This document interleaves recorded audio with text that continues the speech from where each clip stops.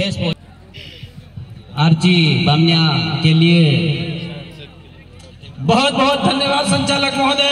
551 रुपये खरगोन देश जितेंद्र रावत की ओर से नगद पुरस्कार दिया है, उनके लिए जोरदार स्वागत।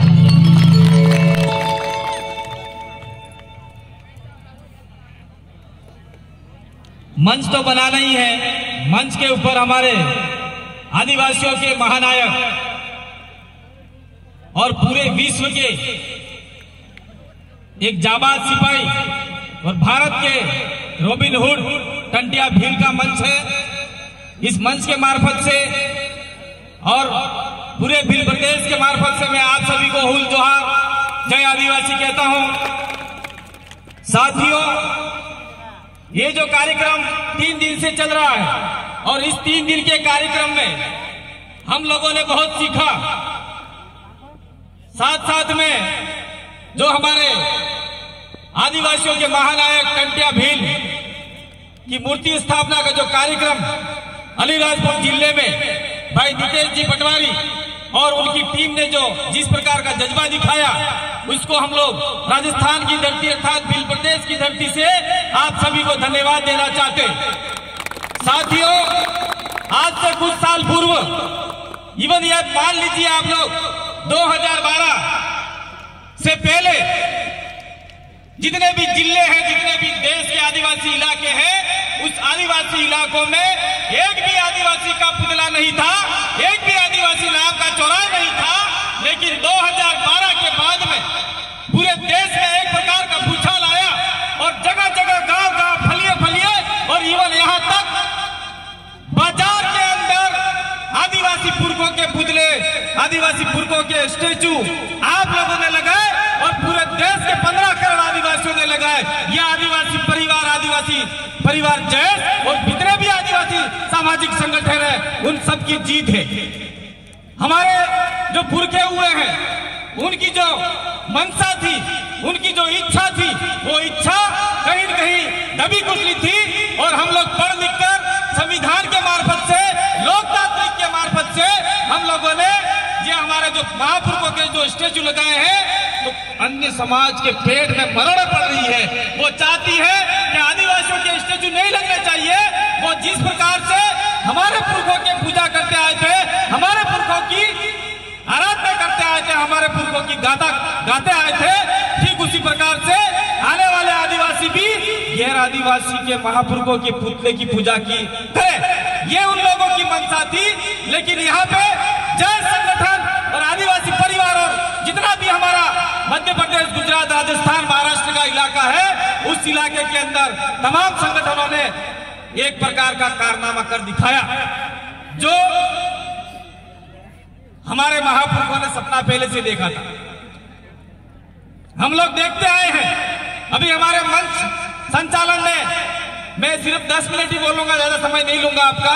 राजस्थान से आया हूं और कोई राजस्थान अलीराजपुर ये कोई अलग स्थान नहीं है। जितने आदिवासी अलीराजपुर में है, उससे ज्यादा आदिवासी डूंगरपुर में है और उससे भी ज्यादा आदिवासी पूरे भील प्रदेश में है।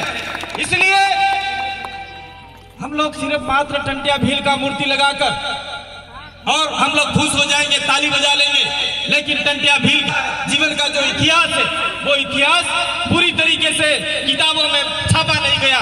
छापा गया तो किसी आदिवासी ने नहीं छापा, किसी अन्य ने छापा। तो जो मूल जानकारी है, वो जानकारी अभी तक हमारे पास पहुंची नहीं है। मैं कुछ समय पहले टंटिया भील का एक किताब पढ़ रहा था। उस किताब के अंदर मैंने पढ़ा कि टंटिया भील के जो माता पिता थे, वो एक किसी सेठ साहूकार के वहां मजदूरी करके उसमें जमीन में आधा हिस्सेदारी करके अपना जीवन गुजारा करते थे।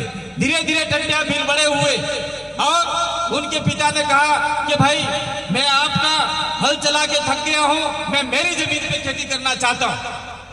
वो जो आदमी था, जो उनके माता पिता को फ्री फोकट में मेहनत करवाना चाह रहा था, उसने कहा थोड़े समय के लिए रुक जाओ।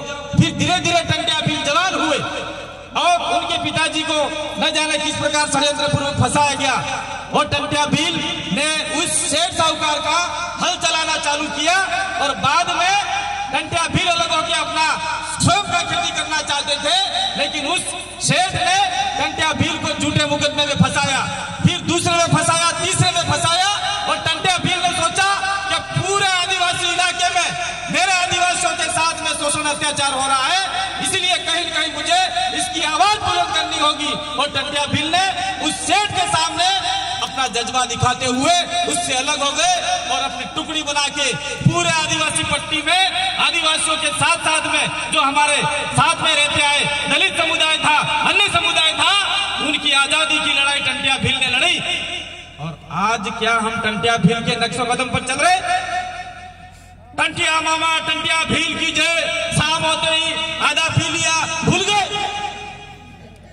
ऐसे टंट्या भील आगे नहीं बढ़ेंगे, ऐसे हमारा समुदाय आगे नहीं बढ़ेगा। इसलिए हमको उनके नक्शे कदम पर चलना होगा।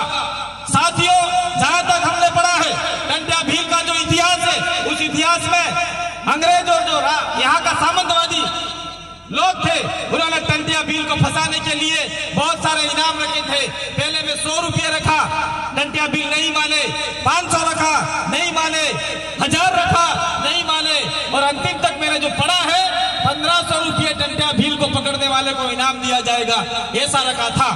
और उस जमाने के 1500 रुपये 15 करोड़ के बराबर थे। फिर भी हमारे आदिवासियों ने टंट्या भील को पकड़वाने का काम नहीं किया। लेकिन हो सकता है एक दो आदमी आज भी हमारे समाज में विभीषण बने हुए हैं। उस जमाने में भी टंट्या भील को पकड़वाने का काम किसी अन्य समाज ने नहीं किया, खुद हमारे समाज में से 2 गद्दार लोगों ने किया था। ऐसे गद्दारों की पहचान आज की तारीख में हमको करनी होगी ताकि हमारा समाज आगे बढ़ पाए। करनी पड़ेगी कि नहीं करनी पड़ेगी? ठीक उसी प्रकार से बिरसा मुंडा का भी यही इतिहास है। मैं थोड़ा सा वापिस साहब के मध्य प्रदेश के जो आजकल जो घटनाक्रम हो रहा है, उस घटनाक्रम पे 2 बातें रखना चाह रहा हूं। संचालक महोदय, मुझे थोड़ा सा माफ करना, क्योंकि हमारे आदिवासियों के साथ में ऐसा हो रहा है। अभी आप लोगों ने देखा होगा रतलाम के अंदर 1800 हेक्टेयर जमीन जो आदिवासियों की है, जो हजारों साल से आदिवासी जिस पे अपनी खेती, अपना कुआं है, अपनी बावड़ियां हैं, अपने जनावर है, खेत खलियान है, उसके ऊपर हजारों साल से हमारे पूर्वज खेती करते आए हैं। लेकिन आज की तारीख में आपकी मध्य प्रदेश सरकार ने उस 1800 हेक्टेयर जमीन पे कब्जा करने के लिए एक प्रकार का न जाने कौन सा उद्योग खोलना चाह रहे, हमको नहीं पता। और वो लोग, हमने गए साल भी आपके इधर से भी बहुत सारे साथी आए थे, मध्य प्रदेश के, आपके मध्य प्रदेश के, राजस्थान के, गुजरात के, रतलाम में बहुत बड़ा सभा हुआ था और हमने विरोध किया। लेकिन अभी हाल फिलहाल में 15 नवंबर बिरसा मुंडा जन्म जयंती के ऊपर वहां के आदिवासियों ने पैसा इकट्ठा किया था और पैसा इकट्ठा करके बिरसा मुंडा के स्टैचू लगा रहे थे। लेकिन उसी समय में एक विशेष पार्टी के लोग भी एक यात्रा निकाल रहे थे और वहां के आदिवासियों ने उनका विरोध नहीं किया था, और किया भी हो हमको नहीं पता। लेकिन उन लोगों को आज की तारीख में एमपी सरकार ने उसको जेल में डाल रखा है। जो आदिवासियों की आवाज उठाना चाहता है, उसको सरकारें, चाहे एमपी की हो, चाहे गुजरात की हो, चाहे मध्य प्रदेश की हो, सारे देश की सरकार आदिवासियों के ऊपर गंदी नजर से देख रही है आज की तारीख में। लेकिन हम लोग देखते आए हैं, अभी हमारे संचालक महोदय ने मना किया है, लेकिन मैं अपनी बात यहाँ लेके जाना चाहूंगा, क्योंकि बाहर से आए हैं, सबकी बात सबको कड़वी लगती है। आज हम लोग देखते आए हैं, जब हम लोग जय आदिवासी, जय जोहार बोलते थे, तब हमारा विरोध होता था कि नहीं होता था? आज हम लोग देख रहे हैं, आपका देश का प्रधानमंत्री नरेंद्र मोदी भी आदिवासी इलाके में आकर सबको बोलता है जय जोहार, जय जोहार। नरेंद्र मोदी जी बोल रहे हैं। इसके बाद में हम लोग देखते हैं देश की दूसरी पार्टी कांग्रेस पार्टी है, जिनके मुखिया राहुल गांधी है, वो आज भारत जोड़ो यात्रा निकाल रहे हैं। उस भारत जोड़ो यात्रा में जहां जहां आदिवासी इलाके में जाते हैं, वो बोल रहे हैं कि आदिवासी इस देश का मूल मालिक है, ऑनर ऑफ इंडिया है।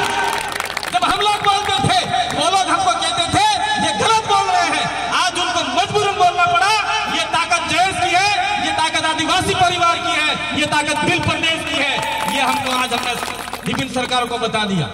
साथ साथ में हम लोग जोहार का विरोध बहुत सारे लोग बोलते थे, जयेश के लिए बोलते थे, ये जोहार वाले, ये जय यीशु वाले ऐसा बोलते थे। बोल रहे थे कि नहीं बोल रहे थे?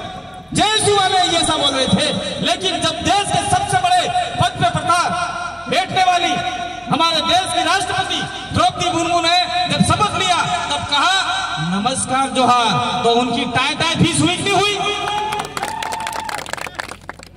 ये बहुत सारी बातें उस समय में उनको कड़वी लगती थी, लेकिन उनको समझ में आ गया कि आदिवासियों के लिए 2-3 शब्द हैं जो आदिवासियों को एक मुट्ठी में बांध सकता है। वो क्या है? जोहार। दूसरा क्या है? जय आदिवासी। तीसरा, हमारे इलाके में आप लोग थोड़े से इस चीज को समझ नहीं पाए हैं, हमारे इलाके में एक मजबूत शब्द है जय भील प्रदेश। ये इतने सारे शब्द हैं। तो आज कहीं न कहीं सरकारों को, राजनीतिक पार्टियों को बोलना पड़ रहा है अपने मन से।